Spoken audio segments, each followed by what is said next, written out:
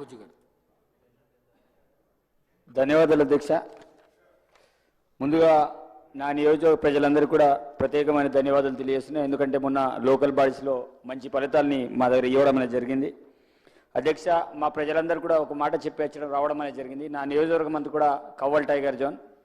అక్కడ ఇందిరమ్మ ఇల్లు మన ప్రభుత్వం ఇస్తే అటవీ శాఖ అధికారులు ఒక ఇల్లు కూడా కట్టకుండా ఇబ్బందులు పడుతున్నారు. నిన్న కాదు మొన్న మా ఇన్ఛార్జ్ మంత్రి జూపల్లి కృష్ణారావు గారిని కూడా ప్రత్యక్షంగా తీసుకెళ్లేసి గ్రామాన్ని కూడా చూపించడం అనేది జరిగింది. అదేవిధంగా మొన్న ఇస్లాంపూర్లో కాటన్ బండ్లు బయటికి రావాలంటే, పత్తి బండ్లు బయటికి రావాలంటే కొంత కంకర ఇదంతా కూడా వాళ్ళు వేశారు. వేసేస్తే కూడా జేసీబీలో వారు తవ్వి చేశారు. ఈరోజు ఒక ఆరోపి అటవీ శాఖ భూమికి సంబంధించిన రైతు చేను దున్నుతుంటే ఇప్పుడు మా కార్యకర్త ఇంట్లో ఉన్నాడు, అతనికి జైలుకి తీసుకెళ్లడానికి అటవీ శాఖ అధికారులు ఇది అరెస్ట్ వారెంట్ని జారీ చేయడం అనేది జరిగింది. ముఖ్యంగా నా నియోజకవర్గంలో ఇందిరమ్మ ఇల్లు కట్టకుండా చాలా రకాల ఇబ్బంది పడుతున్నాను.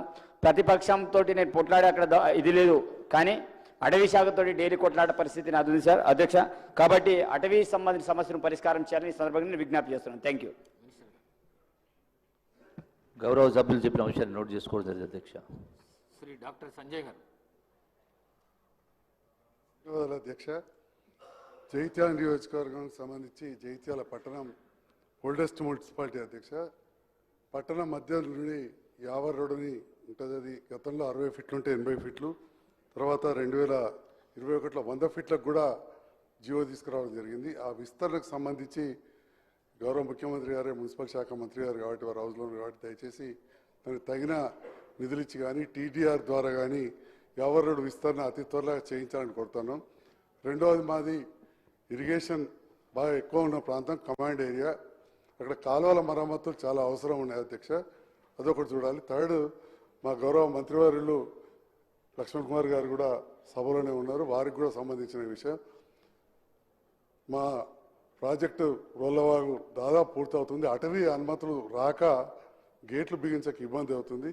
అది అటవీ శాఖ ఇరిగేషన్ శాఖ సమన్వయపరిచి తప్పకుండా చేయాలని చెప్పి నేను మీ ద్వారా ముఖ్యమంత్రి గారి దృష్టికి, అదేవిధంగా మా లక్ష్మణ్ కుమార్ అన్న కూడా మాట్లాడుతూ ఉన్నారు, దృష్టికి తీసుకెళ్తున్నా. ఇరిగేషన్ మంత్రి గారి దృష్టికి కూడా ఈ విషయాన్ని తీసుకెళ్లాల్సిందే కోరుతున్నాం. ధన్యవాదాలు అధ్యక్ష. మినిస్టర్ గారు. నోట్ చేసుకోవడం జరిగింది అధ్యక్ష. శ్రీ కాలేరు వెంకటేష్ గారు. అధ్యక్ష, ధన్యవాదాలు అధ్యక్ష. మా దగ్గర అంబర్పేట్ కాన్స్టిట్యున్సీలో మూసీ నది వరదల వల్ల మూసరంబాగ్ బ్రిడ్జ్ కొట్టుకుపోవడం జరిగింది అధ్యక్ష. అయితే 3 సంవత్సరాల క్రితము 50 కోట్లతోటి మూసరంబాగ్ బ్రిడ్జ్ ఫ్లైఓవరు పెద్ద ఎత్తున కట్టాలని నిర్ణయించడం జరిగింది అధ్యక్ష. అయితే గత 2 సంవత్సరాల నుంచి అక్కడ పని జరగక చాలా నత్తనడకతోటి పని జరగడం వల్ల మా అంబర్పేట ప్రజలు, అటు దిల్సుఖ్ నగరు మరియు మలక్పేటు, ఎల్బీ నగర్ ప్రజలు కూడా చాలా ఇబ్బంది పడుతున్నారు అధ్యక్ష. ఈ మున్సిపల్ శాఖ ముఖ్యమంత్రి గారు చూస్తున్నారు కాబట్టి తమ ద్వారా విన్నవించడం ఏంటంటే ఆ బ్రిడ్జ్ తొందరగా కడితే ఇటువైపు అటువైపు ఉండే ప్రజలకు, అంబర్పేట ప్రజలకు అటు మలక్పేట ప్రజలకు వినియోగంగా ఉంటుంది. ఆ తర్వాత అందరికీ లాభం చేకూరుతుందని తమ ద్వారా ముఖ్యమంత్రికి విన్నవించుకుంటున్నాం అధ్యక్ష. అదేవిధంగా అంబర్పేట నియోజకవర్గంలో ఒక పెద్ద హిందూ శ్మశాన వాటిక ఉంది అధ్యక్ష. ఆ తర్వాత ముస్లిం గ్రేవ్ యార్డ్ కూడా ఉంది అధ్యక్ష. అవి రెండింటిని కూడా డెవలప్ చేస్తే, ఇంత క్రితము మన టీఆర్ఎస్ గవర్నమెంట్లో శ్మశాన వాటికలు భారీ ఎత్తున డెవలప్మెంట్ చేయడం జరిగింది. తమతోటి విన్నవించడం ఏంటంటే ముఖ్యమంత్రి గారికి చెప్పి ఆ 2 గ్రేవ్ యార్డ్లు డెవలప్ చేస్తే బాగుంటుందని మీ ద్వారా కోరుతున్నాను అధ్యక్ష. మంత్రి గారు. నోట్ చేసుకోవడం జరిగింది అధ్యక్ష. శ్రీ నవీన్ యాదవ్ గారు.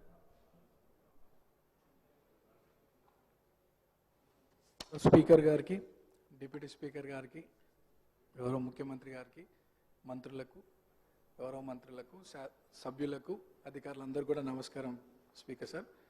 ఫస్ట్ టైం మాట్లాడుతున్నందుకు చాలా హ్యాపీగా ఫీల్ అవుతూ మీకు ధన్యవాదాలు తెలియజేస్తూ, గత 2 సంవత్సరాల క్రితం ఇదే సభలో గౌరవ ముఖ్యమంత్రి గారు ఒకానొక సందర్భంలో పేరు ప్రస్తావించడం, 2 సంవత్సరాల లోపే ఇక్కడ ఈ సభలో తోటి సభ్యుడిగా రావడం చాలా అదృష్టంగా, గౌరవంగా భావిస్తూ అధ్యక్ష. మా సామాన్య కుటుంబం నుండి వచ్చినటువంటి నాకు ప్రజాసేవ కల్పించే అవకాశం కల్పించినటువంటి మా ముఖ్యమంత్రి గారికి, కాంగ్రెస్ పార్టీ పెద్దలకు ఈ అవకాశాన్ని స్వాగతిస్తూ మా ప్రాంత ప్రజలందరూ కూడా నన్ను ఆశీర్వదించి సభకు పంపించడం వల్ల అందరికి కూడా మనసారా కృతజ్ఞతలు తెలియజేస్తూ, సార్ ఈ సభలో మాట్లాడే ప్రతి మాట ప్రతి అంశం కూడా ప్రజల జీవితాలతో ముడిపడింది కాబట్టి సభ గౌరవిస్తూ సభ మర్యాదలను పాటిస్తూ ముందుకు సాగుతానని, మా ప్రాంత ప్రజల యొక్క సమస్యలు పరిష్కరించడానికి గౌరవ ముఖ్యమంత్రి గారి ఆశీస్సులతో సలహాలు సూచనలతో మా ప్రాంత ప్రజల సమస్యలు పరిష్కరిస్తూ వారి సంక్షేమ అభివృద్ధి కోసం సాగుతాను ముందుకి, అదే నా లక్ష్యంగా పెట్టుకొని ముందుకు సాగుతానని. అట్లానే మా ప్రాంతంలో కృష్ణానగర్ అనే ఒక ఏరియా ఉంది సార్. దాదాపు 30-40 సంవత్సరాల నుండి అక్కడ వర్షాకాలంలో చాలా వర్షం వల్ల చాలా ఇబ్బందులకు గురవుతున్నారు ప్రజలు. మా మంత్రులు అధికారుల దృష్టికి తీసుకెళ్ళినారు. అది పని కొద్దిగా ఆలస్యం అవుతుంది, తొందరగా పూర్తి చేయాలని ఒకటి సభ ద్వారా కోరుకుంటున్నాను. అట్లానే హై టెన్షన్ లైన్స్ మా ప్రాంతంలో ఉండడం వల్ల పదుల సంఖ్యలో ప్రజలు చనిపోయినటువంటి విషయం పూర్వంలో, అది కూడా అధికారుల దృష్టికి తీసుకెళ్ళినారు. అది కూడా అండర్ గ్రౌండ్ కేబులింగ్ ఫాస్ట్గా చేస్తే ఆ ప్రాంత ప్రజలు సురక్షితంగా ఉంటారు అనేది ఒక సందేశం మీ ద్వారా అందిస్తున్నాం అధ్యక్ష. అండ్ చాలామంది పిల్లలు కూడా అక్కడ చదువుకొని 10th తర్వాత ఫైనాన్షియల్ ప్రాబ్లం వల్ల చదువుకోలేని పరిస్థితి. సో అక్కడ ఒక ఇంటర్మీడియట్ అండ్ డిగ్రీ కాలేజ్ కూడా వస్తే బాగుంటుందని ఒక అభిప్రాయం తెలియజేస్తూ నాకు ఈ అవకాశం ఇచ్చినటువంటి మీకు థ్యాంక్స్ చెప్తాను. మినిస్టర్ గారు. సభ్యులు చెప్పిన అంశాలని నోట్ చేసుకోవడం జరిగింది అధ్యక్ష. శ్రీ కేఆర్ నాగరాజు గారు. ధన్యవాదాలు అధ్యక్ష. గత నెల జరిగిన మోంతా తుఫాన్ వల్ల అధ్యక్ష మనందరికీ తెలుసు, కాకతీయుల కట్టిన మహానగరంలో ఆ నగరంలో కట్టిన గొలుసు చెరువుల ద్వారా వచ్చిన ఆ యొక్క వాటర్ వల్ల చాలా కాలనీలన్నీ కూడా జలమయమైన అధ్యక్ష. గౌరవ ముఖ్యమంత్రి గారు తక్షణమే వరంగల్ నగరాన్ని విజిట్ చేసి తగిన సూచనలు ఇచ్చి అధికారులకు, అలాగే ఎవరైతే బాధితులు ఉన్నారో వాళ్ళందరికీ కూడా 1 నెల రేషన్, అలాగే హౌస్ హోల్డ్స్ అందరికి కూడా 15,000 చొప్పున ఇవ్వడం జరిగింది అధ్యక్ష. అలాగే మరణించిన వారికి కూడా 5 లక్షలు ఇవ్వడం మేము మా తరఫున మరి వర్ధనపేట నియోజక తరఫు నుండి కూడా ధన్యవాదాలు తెలుపుతున్నాను అధ్యక్ష. ముఖ్యంగా అక్కడ గోపాల్పూర్ చెరువు అని ఉంటుంది అధ్యక్ష. అది దానివల్ల ఆయకట్టు అంటే అందులో అన్యాక్రాంతం అయిపోయింది ఆ చెరువు అంతా. గత 10 సంవత్సరాలలో ఆ చెరువు యొక్క రూపురేఖలు మారిపోయి ఆ వచ్చిన వరద వల్ల ఆ చెరువు కట్ట తెగి వివేక్ నగర్ కాలనీ అని ఉంటుంది అధ్యక్ష, చెరువు కట్ట కిందనే. అది మొత్తం కూడా పాపం ఉద్యోగస్తులందరూ కూడా ఎంతో కష్టపడి సంపాదించిన డబ్బుతో కట్టుకున్న వారి హౌస్ హోల్డ్స్ అన్నీ కూడా సుమారుగా ఒక్కొక్కరికి 15 లక్షలు, 20 లక్షలు, 25 లక్షలు ఒక్కొక్కరికి నష్టం జరిగింది అధ్యక్ష. కాబట్టి దయచేసి మీ ద్వారా ఇరిగేషన్ మినిస్టర్ గారికి, అలాగే మా యొక్క ముఖ్యమంత్రి గారికి తక్షణమే ఆ గోపాల్పూర్ చెరువును రిట్మెంట్ చేసి శాశ్వత పరిష్కారం చేయాలని కోరుకుంటున్నా అధ్యక్ష. రెండో విషయం, సభ్యుడు మాట్లాడుతూ బాంబులతో పేల్చేస్తున్నారని అసత్య ప్రచారాలు ఇక్కడ కూడా మాట్లాడడం సిగ్గుచేట అధ్యక్ష.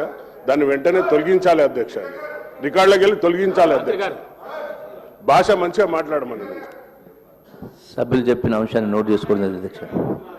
శ్రీమతి కోవాలక్ష్మి గారు.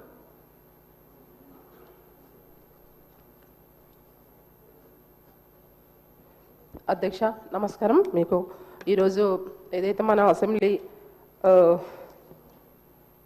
ఈరోజు మరి మాట్లాడడానికి అవకాశం ఇచ్చినందుకు మీకు ప్రత్యేక ధన్యవాదాలు అధ్యక్ష. మరి మా కొమరంభీం జిల్లా ఆసిఫాబాద్ కాన్స్టిట్యుయెన్సీ మొత్తం కూడా ఆదివాసీ ప్రాంతం ఎక్కువ ఉంది. మొత్తం కూడా నా నియోజకవర్గంలో 10 మండలాలు ఉన్నాయి అధ్యక్ష. ఇప్పటి వరకు మరి కాంగ్రెస్ ప్రభుత్వం వచ్చి ఇప్పటి వరకు మరి 2.5 సంవత్సరాలు అయినా కూడా మరి మెయిన్గా రోడ్ సమస్యలు చాలా ఉన్నాయి అధ్యక్ష. ఏదైతే ఆసిఫాబాద్ నుంచి ఉట్నూరు వరకు రోడ్డు చాలా ఇబ్బందికరమైన పరిస్థితి ఉంది అధ్యక్ష. రోజు యాక్సిడెంట్లు అవుతున్నాయి. మరి గతంలో కూడా మేము మన ఇన్ఛార్జ్ మంత్రి గారు సీతక్క గారు ఉన్నారు, ఆ రోజు కూడా మేము చెప్పడం జరిగింది.